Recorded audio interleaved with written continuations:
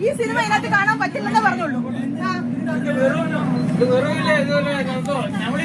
ആയിക്കോട്ടെ, എന്തോ ആയിക്കോട്ടെ. ഞങ്ങള് വനിതകൾക്ക് ഈ സിനിമ കാണാൻ ഇതിനകത്ത് താല്പര്യമില്ല, അത്രേ ഉള്ളൂ. പറഞ്ഞാരാ ഇവിടെ? ഞാൻ ചോദിച്ചിട്ടാണ് അങ്ങോട്ട് വന്ന് പറഞ്ഞത്. വനിതകളോടെല്ലാം ഞാൻ ചോദിച്ചിട്ടാ പറഞ്ഞേ.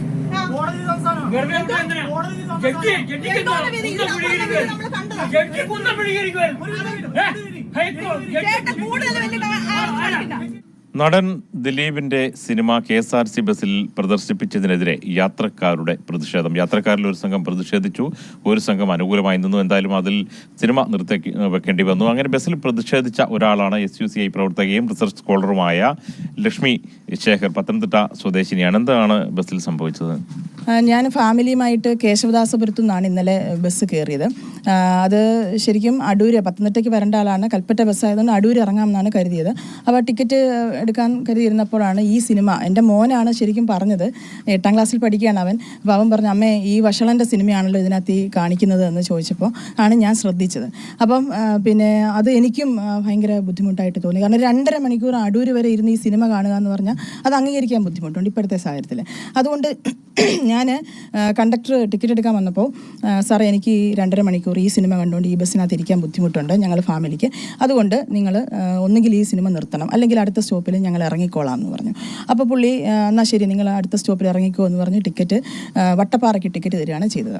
അപ്പോൾ അതിനുശേഷം വീണ്ടും ഈ അതിജീവിതയോടൊപ്പം അവൾക്കൊപ്പം നിൽക്കുന്നു എന്ന് പറയുമ്പോൾ അത് മനസ്സുകൊണ്ട് മാത്രമല്ല, നമ്മളൊരു പ്രതികരണം കൊണ്ട് നമ്മൾ ഒപ്പം നിൽക്കേണ്ടതുണ്ടല്ലോ. അതുകൊണ്ട് തന്നെ ഞാൻ അവിടെ ഇരിക്കുന്ന മുഴുവൻ ആൾക്കാരോടും ചോദിച്ചു, നിങ്ങൾക്ക് എന്തെങ്കിലും താല്പര്യമുണ്ടോ, ദിലീപിൻ്റെ ഈ സിനിമ കാണാൻ താല്പര്യമുണ്ടോ എന്ന് ചോദിച്ചു. അപ്പം വനിതകൾ ഒന്നടങ്കം ഈ സിനിമ കാണാൻ ഞങ്ങൾക്ക് താല്പര്യമില്ല എന്ന് പറഞ്ഞു. അത് മാത്രമല്ല, വനിതകൾ മാത്രമല്ല, അതിനകത്തിരുന്ന മധ്യവയസ്കരായിട്ടുള്ള ഭൂരിപക്ഷം ആൾക്കാരും പറഞ്ഞത് സിനിമ കാണാൻ ഈ സിനിമ ഞങ്ങൾക്ക് കാണാൻ താല്പര്യമില്ല എന്ന് തന്നെയാണ് പറഞ്ഞത്.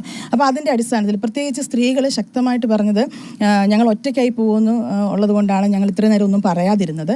അപ്പോൾ ചേച്ചി പറഞ്ഞ സ്ഥിതിക്ക് നമുക്ക് പ്രതികരിക്കണമെന്ന് പറഞ്ഞിട്ടാണ് ഞങ്ങൾ കണ്ടക്ടറോട് പറഞ്ഞു, ഇതിനകത്തിരിക്കുന്ന ബഹുഭൂരിപക്ഷം പേർക്കും 99% പേർക്ക് ഈ സിനിമ കാണാൻ താല്പര്യമില്ല, അതുകൊണ്ട് നിങ്ങളിത് നിർത്തണമെന്ന് ഞങ്ങൾ കണ്ടക്ടറോട് ആവശ്യപ്പെട്ടു. അപ്പം കണ്ടക്ടർ തുടക്കത്തിൽ നിരസിച്ചിരുന്നെങ്കിലും ബഹുഭൂരിപക്ഷത്തിൻ്റെ അഭിപ്രായം മാനിച്ച് അദ്ദേഹം അത് നിർത്തുകയാണ് ചെയ്തത്.